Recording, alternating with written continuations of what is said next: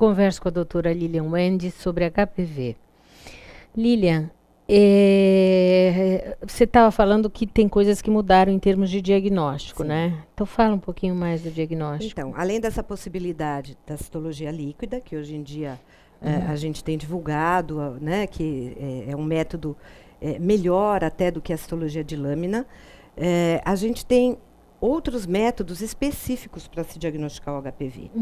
Então, se fala muito ainda da captura híbrida. Que é exatamente o quê? Aquele exame que... Então, a captura híbrida é um método onde a gente colhe secreção, né? Se for do canal vaginal ou do colo do útero.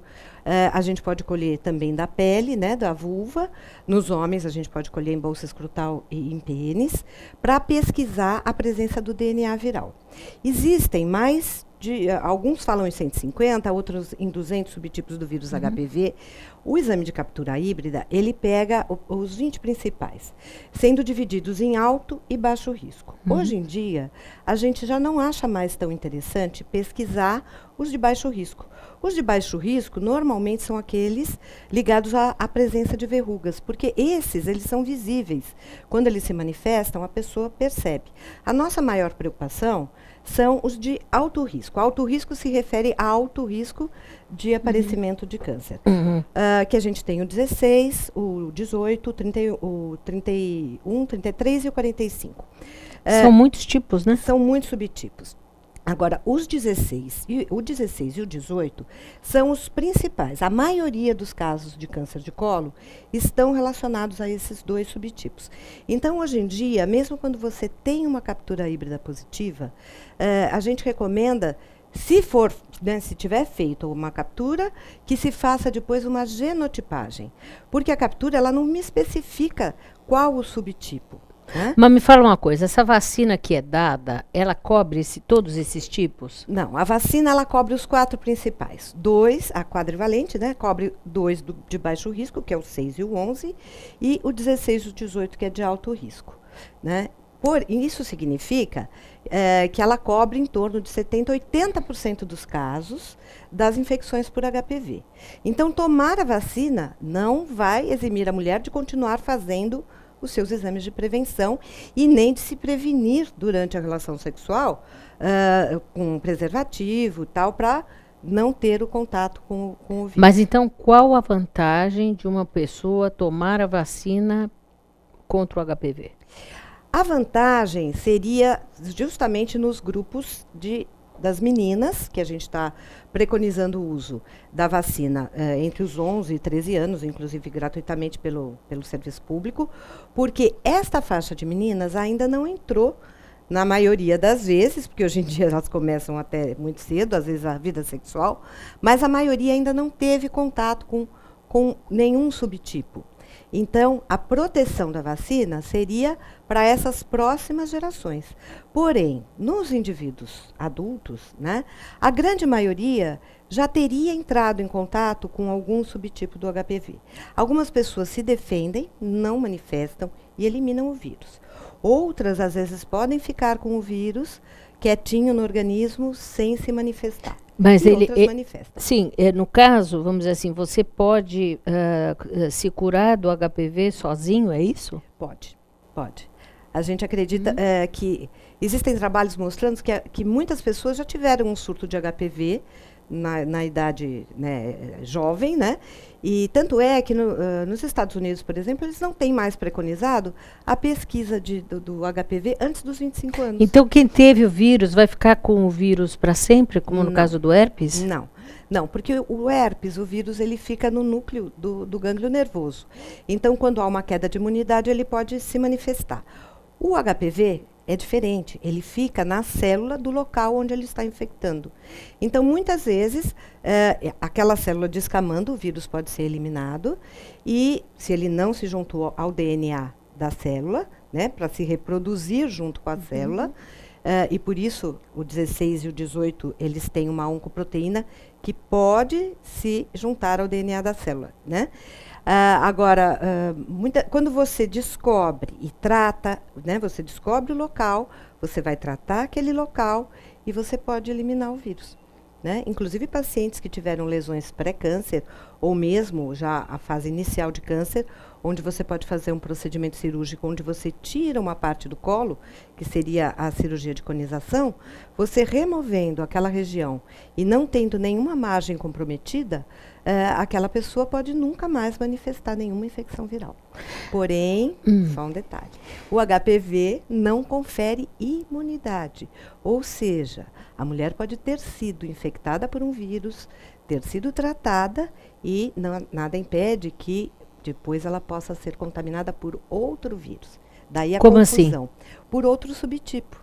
Então, daí a confusão. E por aquele subtipo, não mais? Por aquele subtipo, não mais, porque seria pelo mesmo, o mesmo critério da vacina. Você teria criado ali, talvez, uma imunidade.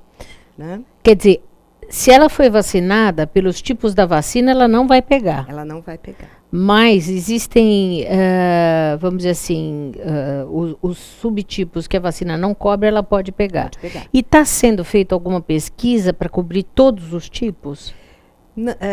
Não, para fazer a vacina de todos os tipos, não, por quê? O que acontece? Esses subtipos que são de alto grau, porém, a incidência deles é muito menor. A gente tem um outro fator que interfere, que é a imunidade.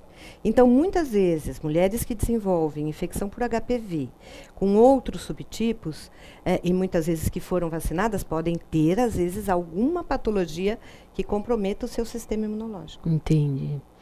Já voltamos a falar.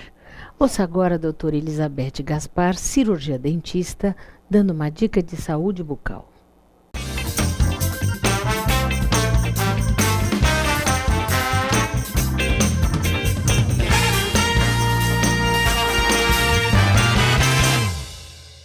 Olá, Mônica, hoje eu vou falar sobre clareamento dental. O clareamento dental vai depender da indicação para cada paciente, né? Como toda terapia, não é indicado para todo mundo, né? O clareamento não vai pegar, né? Não vai ter o clareamento em si em dentes com resina anteriores, ou dentes com faceta, coroa, trabalhos protéticos, dentes não vitais que já foram submetidos a tratamento endodôntico, ou seja, não é vital. E nesses dentes, o clareamento não vai pegar. Pacientes com doença periodontal, ou seja, gengivite, inflamação na gengiva, está desaconselhado o clareamento dental. Mesmo porque o gel incidindo sobre a gengiva, ela irrita a gengiva, dá uma ardor muito grande ao paciente. Às vezes até tem que ser interrompido, né, o clareamento alguns dias para amenizar essa ardência. Fora isso, o tratamento, né, o clareamento, ele é feito tanto no consultório como assistido com essa terapia que a gente fala que é o clareamento, né, clareamento caseiro, é o clareamento assistido. É assistido porque o dentista faz todo o acompanhamento, embora o paciente coloque o gel em casa na moldeira, o dentista faz todo o acompanhamento, por isso que é assistido e não é caseiro, não é assim, dá a moldeira para o paciente, o gel e acabou. Não, não é assim que funciona. Bom, o tratamento do consultório é feito com um índice de gel um pouquinho mais elevado a concentração. É peróxido de hidrogênio a 35%. Dá um pouco mais de sensibilidade do que o clareamento assistido, só que é uma ou duas sessões, tá? O clareamento assistido, quando o profissional fornece a moldeirinha para o paciente, e os géis são géis de menor concentração, é feito por umas 14 noites e tem um bom resultado. Já o tratamento que é a associação do tratamento assistido com o do consultório é o que tem melhor resultado. Faz uma sessão no consultório com gel mais forte e depois 7 noites com gel para fazer em casa, um gel com uma concentração mais suave e é onde tem o melhor resultado. Sensibilidade, mesmo um paciente que não tem a sensibilidade dentária, pode ter quando faz um clareamento. É importante o uso de creme dental específico para sensibilidade, uso de flúor, para amenizar esses sintomas. Incidiu o gel sobre a gengiva, vai irritar, vai dar dor, pode parar uma noite e depois continuar. E como eu falei, em doença periodontal, o paciente com doença periodontal está completamente contraindicado. Fico à disposição qualquer dúvida. Até semana que vem.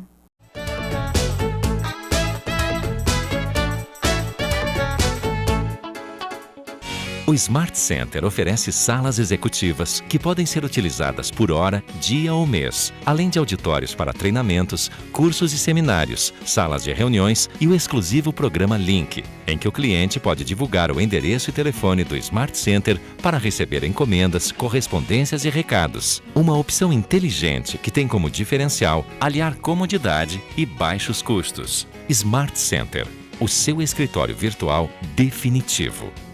Comunicado. A Escola Santista de Astrologia está com inscrições abertas para os cursos regulares de formação em astrologia.